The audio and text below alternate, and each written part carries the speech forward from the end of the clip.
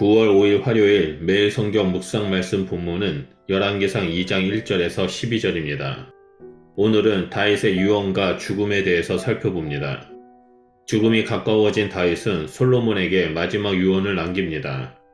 다윗은 솔로몬에게 무엇보다 하나님의 명령을 지킬 것을 명하며 순종하기 위해서는 어린 솔로몬이 굳세져서 대장부가 되어야 한다라고 조언합니다.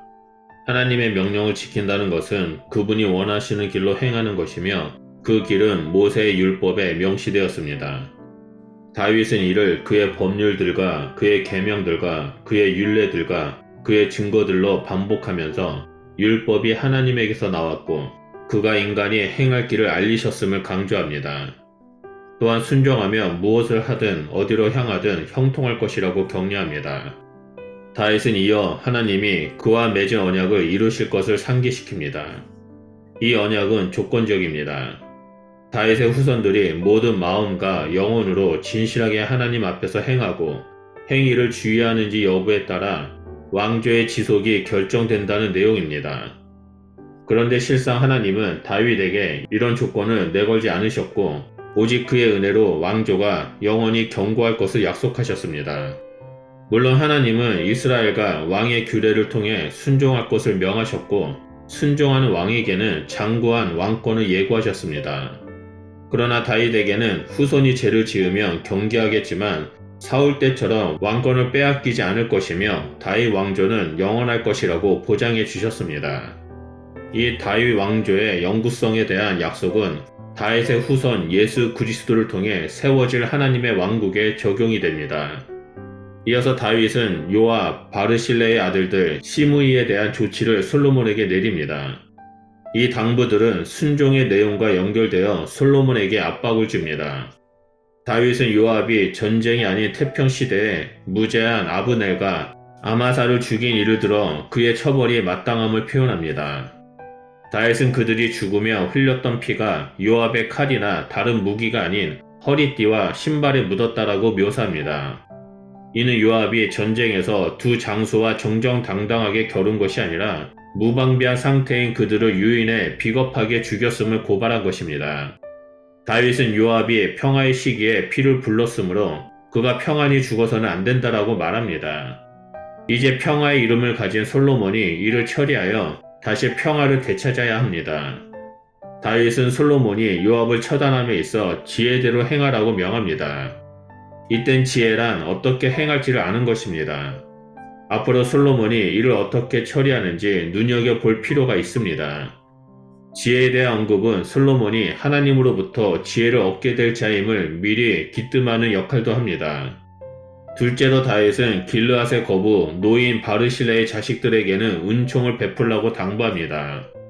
다윗이 압살롬에게서 도망할 때 요단을 건너 길르앗 지역의 마하나임에 은시처를 꾸몄습니다. 이때 바르실레를 비롯한 길르앗 주민이 다윗의 무리를 국률이 여겨 친구류와 그릇과 음식을 후하게 대접했습니다.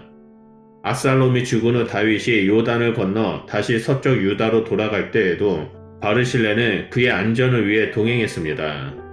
또한 다윗과 무리에게 필요한 모든 것들을 공급해 주었습니다.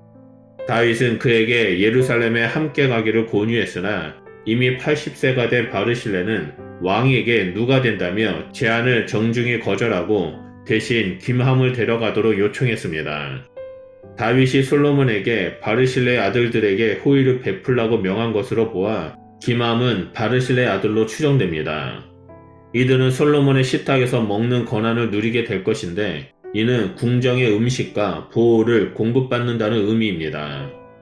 마지막으로 다윗은 시므이를 처단하도록 명령합니다.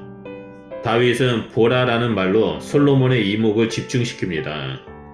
시므이는 바후림에 사는 베냐민 사람이며 사울의 친척입니다. 다윗이 압살롬을 피해 마하나임으로 도망할 때 다윗에게 부당하고 악독한 저주를 퍼부은 사람입니다.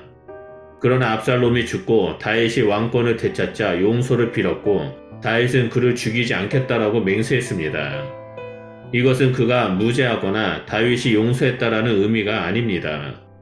다윗은 이제 솔로몬이 지혜의 사람으로서 이 일을 어떻게 행할지를 알 것이라며 시므이가 피 가운데 죽음을 맞이하게 하라고 당부합니다.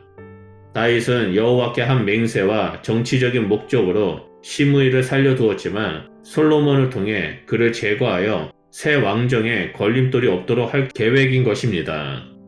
다윗은 죽고 솔로몬의 왕정이 시작되었습니다. 30세의 왕이 되어 헤브론에서 7년 6개월, 나머지 33년은 예루살렘에서 온 이스라엘을 다스렸던 다윗은 40년의 통치를 끝으로 다윗성 시온에서 장사되었습니다.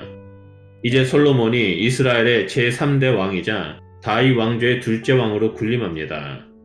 하나님의 약속대로 그가 왕위에 올랐고 그의 나라는 심히 견고했습니다. 다윗의 유언은 하나님과 맺은 언약의 신실한 사람이 되라는 것이었습니다. 하나님과의 올바른 관계가 이스라엘의 운명을 결정하고 솔로몬의 왕권을 지켜줄 것이기 때문입니다. 왕은 주변에 더 강한 나라나 내부에 많은 정적들을 신경 쓰기보다는 하나님께 반응하고 말씀에 순종하는 일에 담대해야 합니다. 그것이 형통의 길이기 때문입니다. 언약에 향한 충성과 하나님 말씀의 순종만이 모든 것을 결정하게 만듭니다. 또한 다윗은 40년 동안 왕의 자리를 지켰습니다. 그는 가장 위대한 왕이라는 명성을 얻었지만 숱한 아픔을 겪었고 전쟁을 치렀습니다. 그가 남긴 것은 아무 걱정할 것이 없는 나라가 아니었습니다. 이 세상에서 우리가 해낼 수 있는 것은 생각보다 적습니다. 그 영향력은 오래가지 않습니다. 그러니 무언가를 이루고 남기려고 노력하는 것이 아니라 끝까지 하나님을 의지하고 언약에 충성하며 말씀에 순종하는 삶을 살아야 합니다. 이 땅에서의 삶은 스쳐가는 길일 뿐이며 우리는 예수 그리스도를 통해 영원한 삶의 길로 들어가는 자입니다. 그러므로 날마다 말씀 대신 예수 그리스도께 순종하며 영생의 길을 걸어가는 그리스도인이 되시기를 축복합니다. 기도하겠습니다. 하나님 감사합니다. 다윗의 삶을 통해서 하나님 말씀 가운데 충성히 행하고 하나님을 의지하는 삶이 얼마나 축복된 삶임을 보게 해주셔서 감사드립니다. 하나님 마지막 때에 짧은 인생을 살아가는 우리들도 늘 하나님 말씀 가운데 머물며 그 말씀에 충실하게 행하는 주의 자녀가 될 것임을 이 시간 다시 한번 결정하며 나아갑니다.